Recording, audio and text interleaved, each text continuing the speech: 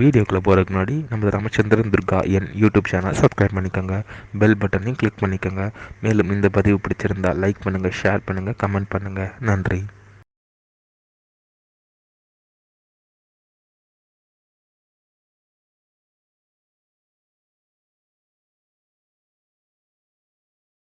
श्री गुरुभ्यो नमः। श्री श्री श्री चंद्रशेखरेन्द्र सरस्वती गुरुपादकां चरणारविन्दाभ्यां नमः। ओम श्री महागणाधिपतये नमः। அனைவருக்கும் முதற்கண் கோடான கோடி நமஸ்காரங்கள், வணக்கங்கள், வந்தனங்கள். அனைவருக்கும் அன்புகள் வந்த இனிய ஆசீர்வாதங்கள். நமது ராமச்சந்திரன் துர்கா என்ற யூடியூப் சேனலிலே ஸ்ரீமத் பாலவால்மீகி இயற்றிய ராமாயணம் என்னும் மாபெரும் ஆதி சரித்திரமானது தினந்தோறும் இந்த ராமாயணத்தில் உள்ள ஒவ்வொரு காண்டமாக, இந்த காண்டங்களில் உள்ள சர்க்கங்கள்னா அத்தியாயங்கள்,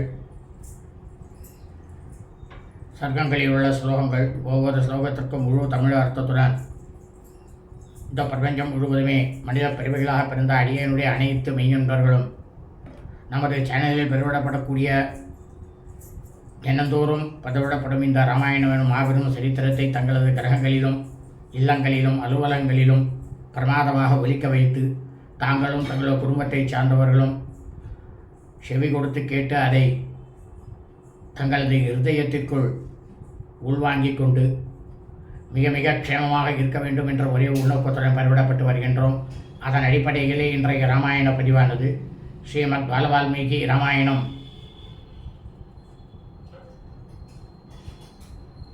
யுத்தகாண்டத்தில் திரய சீதிமா சர்க்கமானது 83.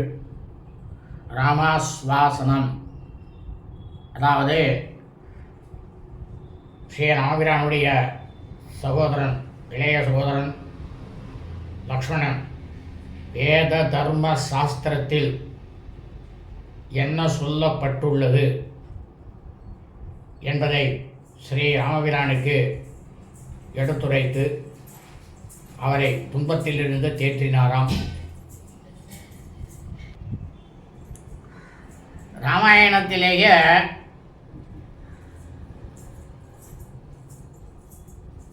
லக்ஷ்மணன்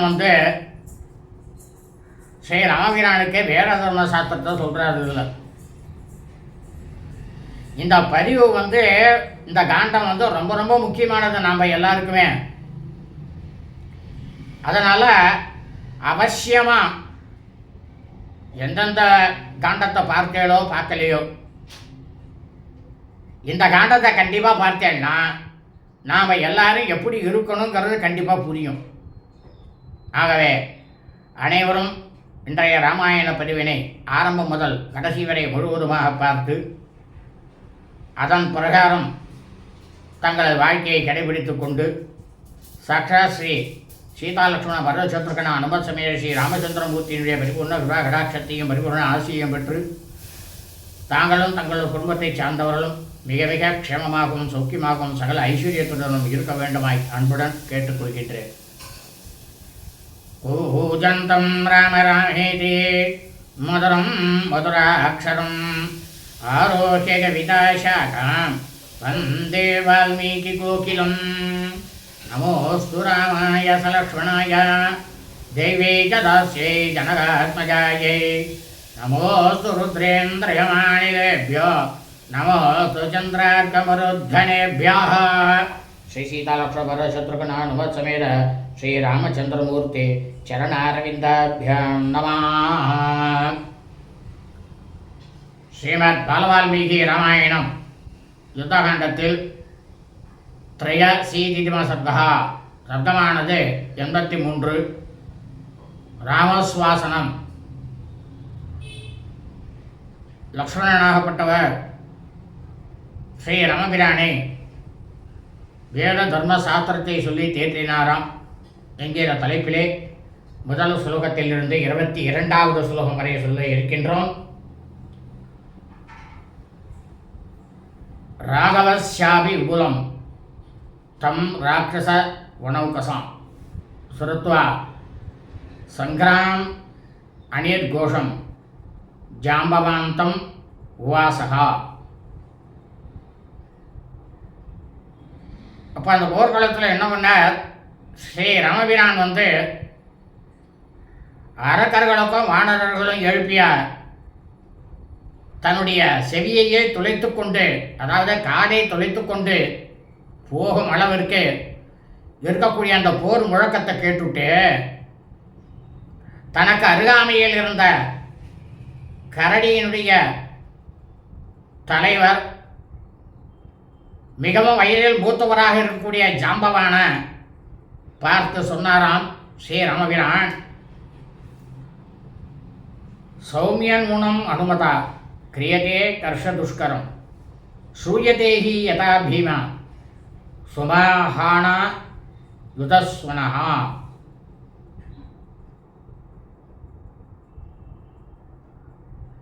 அதாவது இப்போ ராமபிரான் சொல்கிற இந்த நிகழ்ச்சி என்னன்னாக்கா, ஸ்ரீ அனுமராகப்பட்டவர் போர்க்களத்திலிருந்து திரும்பி வருவதற்கு முன்னால் நடந்த அந்த நிகழ்ச்சியை தான் இப்போ சொல்கிறார் ராமபிரான் ஜாம்பவான் கிட்டக.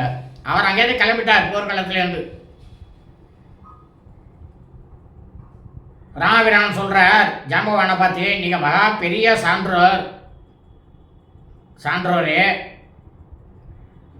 யாராலையுமே செயற்கரிய யாராலையுமே ஒரு வேலையானதை செய்ய முடியாது அப்படின்ட்டு இருக்கிற அந்த செயலை ஸ்ரீ அனுமராகப்பட்டவர் வந்து ரொம்பவும் எளிதாக செய்து கொண்டிருக்கிறான்ட்டு நான் மனசில் நினைக்கிறேன். ஏன்னு கேட்டேன்னா, பலவிதமான ஆயுதங்களின் பல வகையான பெருமையான சத்தங்கள்லாம் என்னோட செவியில் வந்து விழருது அப்படின்னாராம் ஸ்ரீராமபிரான்.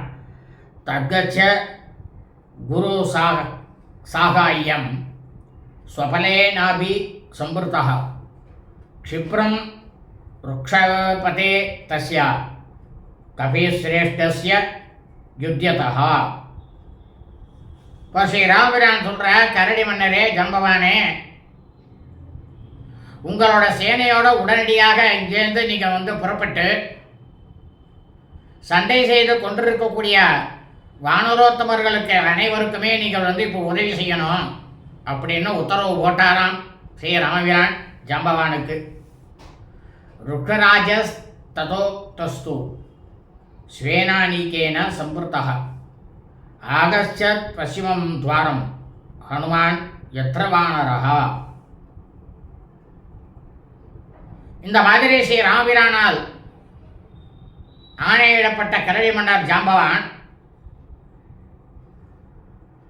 தன்னோட படையினர் புடைசூழ ஸ்ரீ ஹனுமாராகப்பட்டவர் போர் புரிந்து கொண்டிருந்த மேற்கு வாயில், அந்த வாயிலை நோக்கி வந்தாராம்.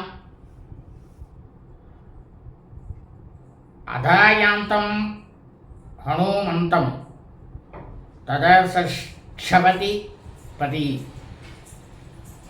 வானரை கிருத சங்கிராமே ஸ்வஸ்பிரபி சம்பிருத்தம்.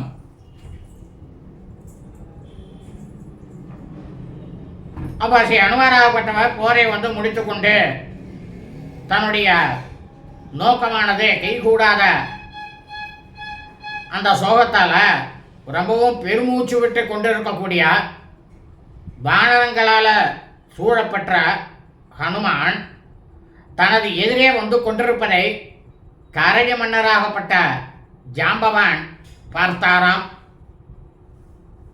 திருஷ்டுவாபதி ஹனுமாம்ஸ்ய தத்ருக்ஷபல முத்தியதம் நீலமேக நிபம் பீமம் சன்னிவாரிய ஞவர்த்ததா. உடனே இந்த அனுமார் என்ன பண்ணார்னாக்கா, கருமுகில்னாக்கா மேகம், அது போன்ற வண்ணம் கொண்ட பயங்கரமான இந்த கரடி படம் வந்து தன்னோட எதிர வந்து வருதே அப்படின்றத பார்த்த ஸ்ரீ ஹனுமார் அதை வந்து தடுத்து நிறுத்தி, இந்த மாதிரிலாம் நடந்தது போர்க்களத்தில் அப்படின்ற விஷயத்தை வந்து கரடி மன்னர் ஜாம்பவான்கிட்ட சொல்லி உடனே எல்லாரும் திரும்பி போவோன்ட்டு எல்லாரையும் திரும்ப செய்தாராம். சாத்தேன ஹரிசேனா சன்னிகர்ஷம் மகாயசாக சீக்கிரமாகம்ய ராமாய துக்கிதோ வாக்கியமப்ரவீத்.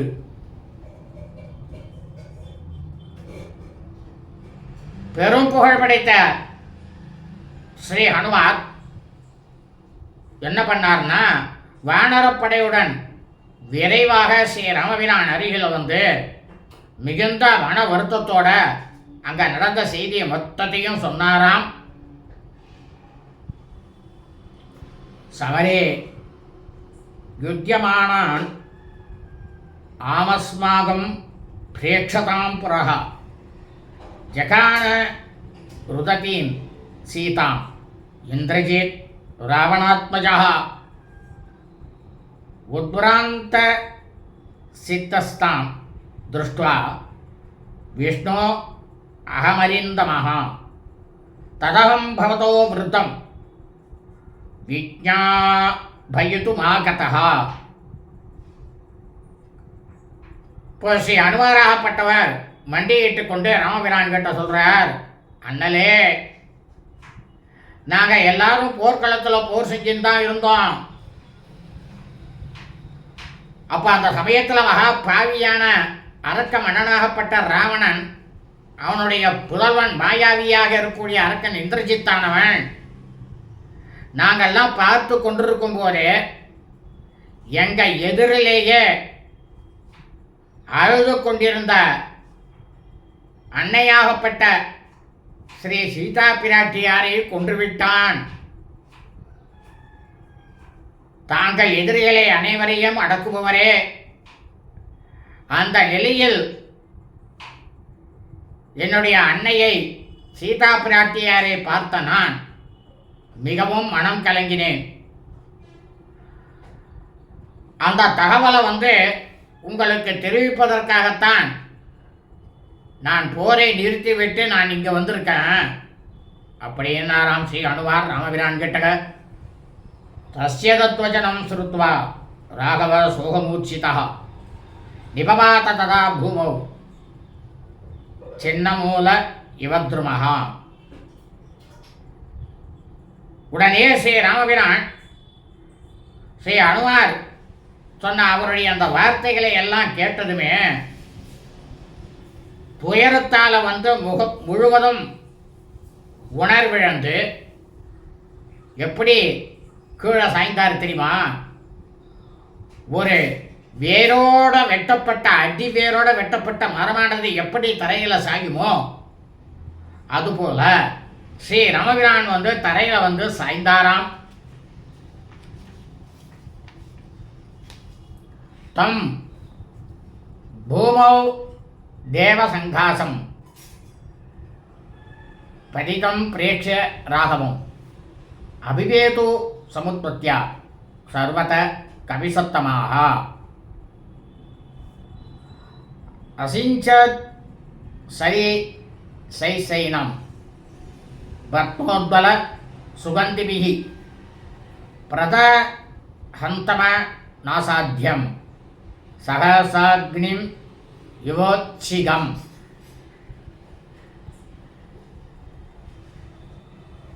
தேவர்களுக்கெல்லாம் நிகரான வீரம் படைத்த ஸ்ரீ ராமபிரான் தரையில் விழுந்து சாய்ந்து விட்டதை பார்த்ததுமே வானர வீரர்கள்லாம் என்ன பண்ணலாம், 4 புறத்திலிருந்து பாய்ந்து அந்த இடத்துக்கு ஓடி வந்தாலாம்.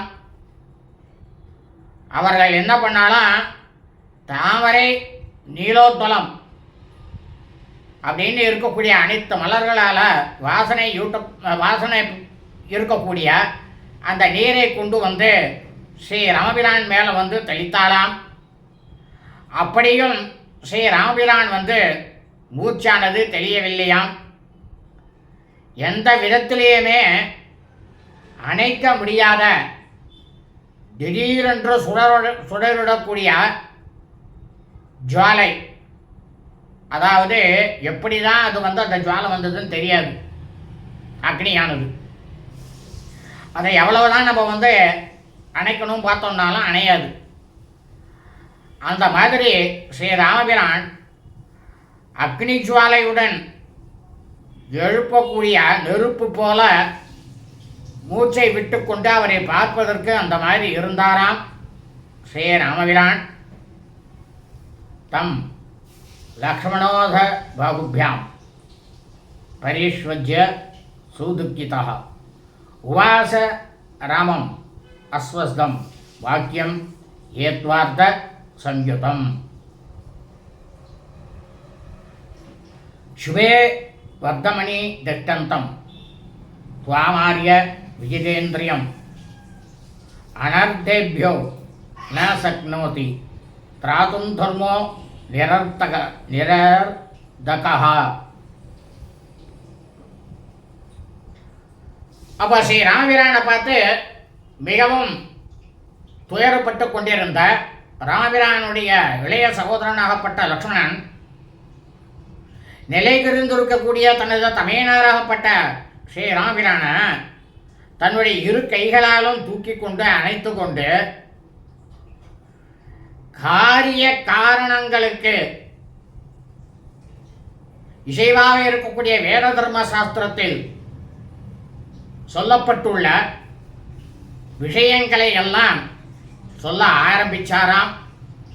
இந்த ஸ்லோகத்திலேருந்து இந்த அத்தியாயம் முடிகிற வரைக்கும் பிரம்மாண்டமாக சொல்லியிருக்கார். ஒன்று எப்படி நடக்கும், எப்படி எப்படி நடக்கும்ன்றத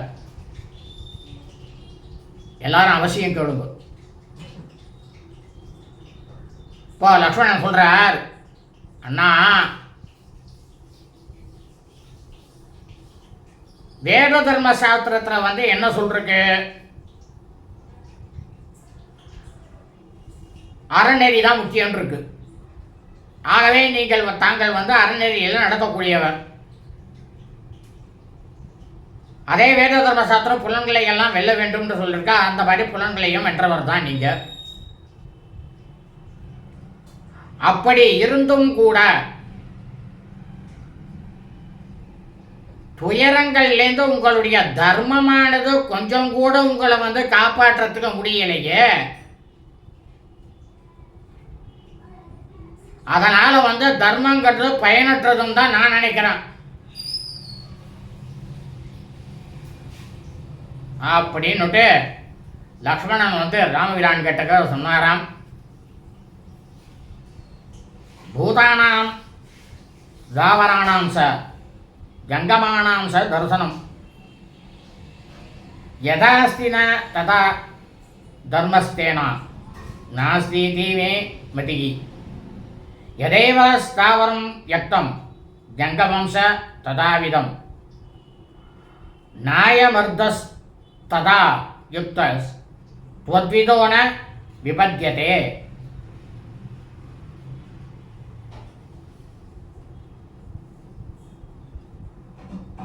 இப்போ சொல்றார் லக்ஷ்மணன், விலங்கு மற்றும் இருக்கக்கூடிய பிராணிகள்,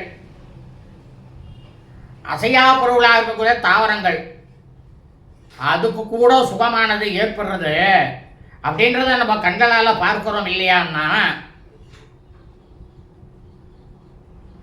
அங்க அந்த சுகத்திற்கு தர்மம் காரணம் இல்லை. இதான் தர்மசாஸ்திரம் சொல்றது, அதான் சுகத்துக்கு காரணம் இல்லை. அதாவது என்ன சொல்றதுன்னா, வேத தர்மசாஸ்திரத்தில் கிருதயோகமாக இருக்கட்டும், திரேதாயுகமாக இருக்கட்டும், துவாபர யுகமாக இருக்கட்டும், கலியுகமாக இருக்கட்டும், இந்த 4 யுகங்களிலும் 4 வர்ணக்காரர்களும், பிராமணன், க்ஷத்ரியன், வைசியன், சூத்ரன் ஆகிய 4 வர்ணக்காரர்களும், மனித பிறவிகளாக பிறந்தவர்களும், விலங்கினங்களும், செடி கொடிகளும், சகலமும் தர்மத்தை கடைப்பிடிப்பது என்பது கிருதயுகத்திலே ஒரு பாகம் கம்மியாக இருக்கும், அதர்மமானது நடக்கும். அதே திரேதாயுகத்தில் 2 பாகங்களாக அதர்மங்கள் நடக்கும். அதே துவாபர யுகத்தில் 3 மடங்காக அதர்மங்கள் நடக்கும். அதே கலியுகத்தில் 4 பாகம், 4 பாகம்னா 4 வர்ணக்காரர்களுமே அதர்மத்தில் இருப்பா.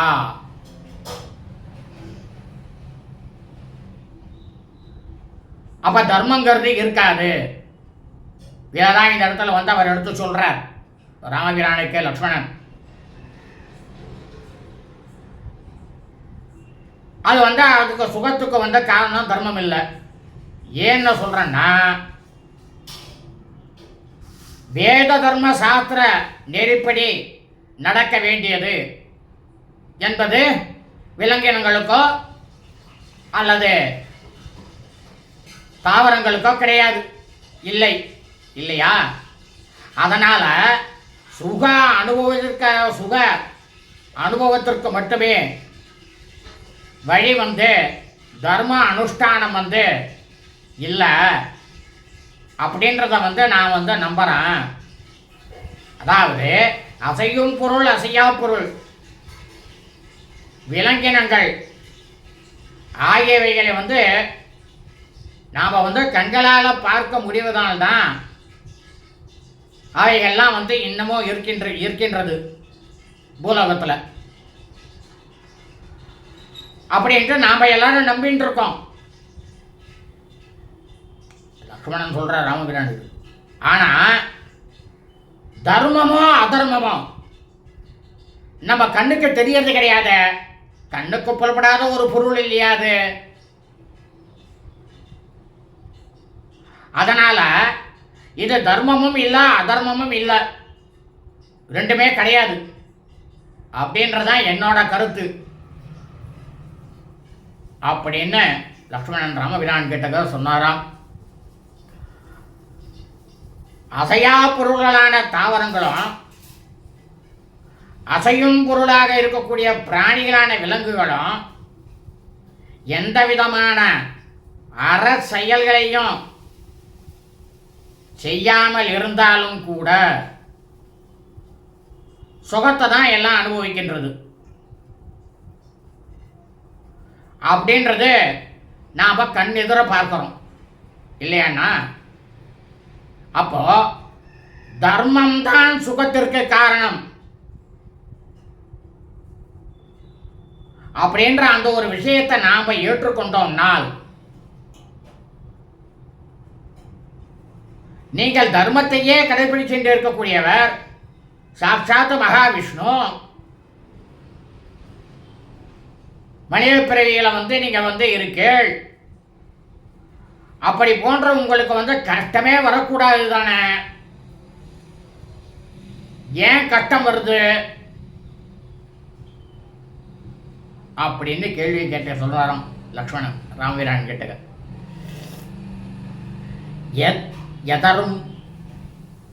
யத்யதர்மோ பவேத்பூதோ ராவணோ நரகம் வரயேது பவாம்ச தர்மயுக்தோவை நைவம் வியசன மாப்னுயாத் தஸ்ய ச வியச நாபாவா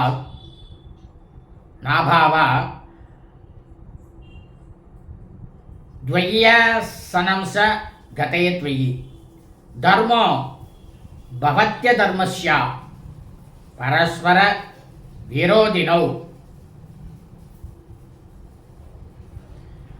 ஆனால் அந்த வேத தர்ம சாஸ்திரத்தை என்ன சொல்றீங்க? அறம் தவறி, அதாவது தர்ம நெறியிலேருந்து தவறி நடந்தோம்னால் நமக்கு துன்பம் ஏற்படும்னு சொல்லியிருக்கு இல்லையாண்ணா? அப்ப அது வந்து உண்மை அப்படின்னா இந்த ராவணன் இருக்கான இந்த இந்த இந்த கிழமை இதை வந்து எப்போ வந்து சீதா பிராட்டியாரை தூக்கி கொண்டு வந்தானோ அப்பவே அவன் நரகத்துக்கு போயிருக்க வேண்டுமே. அப்ப அவன் வந்து தர்மத்திலிருந்து தவறி இருக்கான். ஆனா தாங்களோ தர்மத்திலேயே தவறாக சொல்லக்கூடிய உங்களுக்கு துயரமானது உங்களுக்கு வந்திருக்கவே கூடாது தானே?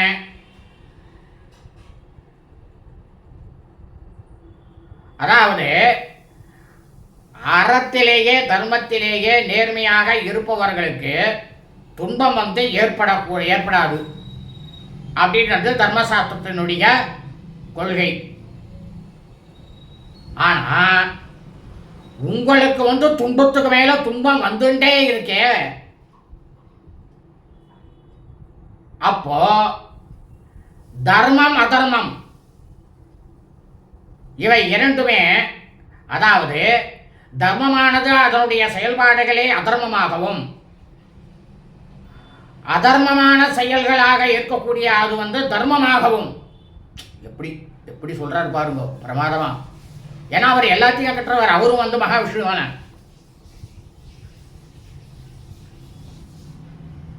அவ எவைகளுடைய இயல்பிலிருந்து நேர்மாறாக சென்று நடந்து கொண்டுதானே இருக்கின்றது. அப்படித்தானே நாம் அதை முடிவு கட்ட வேண்டியா இருக்கு. சொல்லுங்கண்ணா அப்படின்னாராம் லக்ஷ்மணன். தர்மேனோ பலவே தர்மவர்தமம் சாப்பிய தர்மதः யத்யத யத்ய தர்மேண யுஜ்யேயுர் ஏஷ்வதர்ம பிரதிஷ்டிதः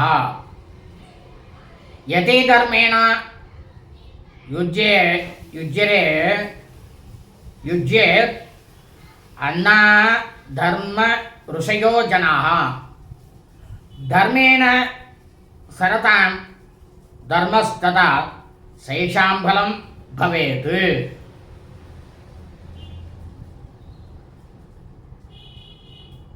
ஒரு மனிதனாகப்பட்டவன் தர்மத்திலேயே நேர்மையாக அறநெறியிலேயே நடப்பதனால சுகத்தையும், ஒருத்தன் தர்மத்தையே கடைபிடிக்காம அறநெறியிலேயே வாழாம நடப்பதனால துன்பத்தை அடைவான். அப்படின்றது தான் வேத தர்ம சாஸ்திரத்தினுடைய பொருள். அவன் துன்பத்தை அடைவான், இவன் சுகத்தை அடைவாங்கிறது தான் சரி. அப்போ இந்த அறநூல் கொள்கையை நாம ஏற்றுக்கொண்டோமே ஆனால் அண்ணா, எவர்களிடம் யார் யாரெல்லாம் அதர்மமானது குடிக்கொண்டிருக்கின்றதோ அவர்கள் தானே துன்பத்தை பெற வேண்டும். இதானே நியாயம். மக்கள் அறநெறிப்படி, தர்மத்தின் நிலைப்படி ஒழுங்காக பிரமாதமாக இருப்பார்களே ஆனால் அதர்மத்தினுடைய பயனான துன்பத்தை அவர்கள் அடைய மாட்டார்கள். அதர்மம் செஞ்சா துன்பம் வருமோ அப்படின்னு அந்த துன்பத்தை அடைய மாட்டார். நேர்வழியிலே இருக்கிறவா அறநெறியில செல்லக்கூடிய அவர்களுக்கு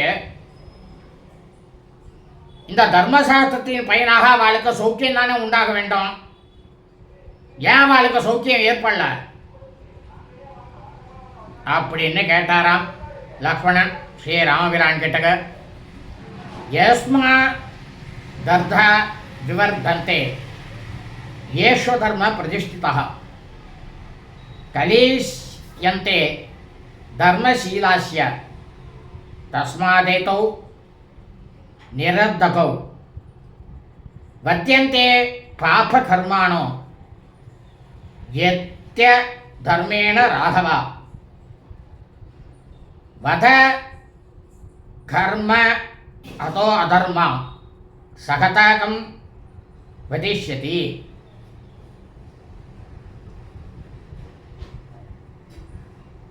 ஆனா இப்ப பாருங்கன்னா, எவன் ஒருத்தங்கிட்ட அதர்மமானதோ குடிக்கொண்டு இருக்கின்றதோ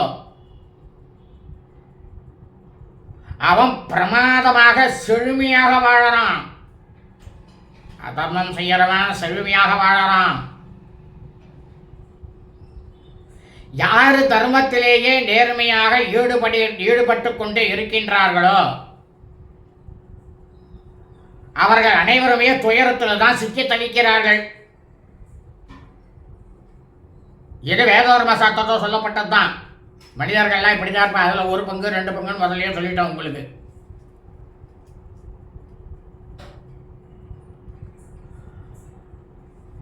ஆனா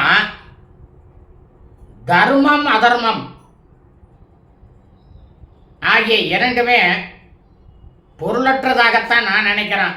அது எதுக்குமே பிரயோஜனம் இல்லை.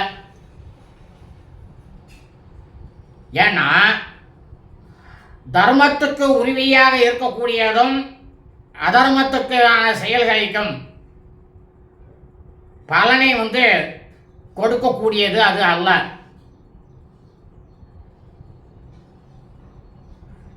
அப்படின்றது இந்த விஷயத்திலிருந்து நிச்சயமாகிறது. அண்ணா ராகவனே, பாவம் செய்பவர்கள் துன்பத்தை அடைவார்கள் என்று சொல்லிருக்கு தர்மசாஸ்திரத்தில். சரி, பாவ செயல்களால் துன்பப்படக்கூடிய ஒருவன் அவனை போய் தர்மமானது எப்படி காப்பாற்றும்?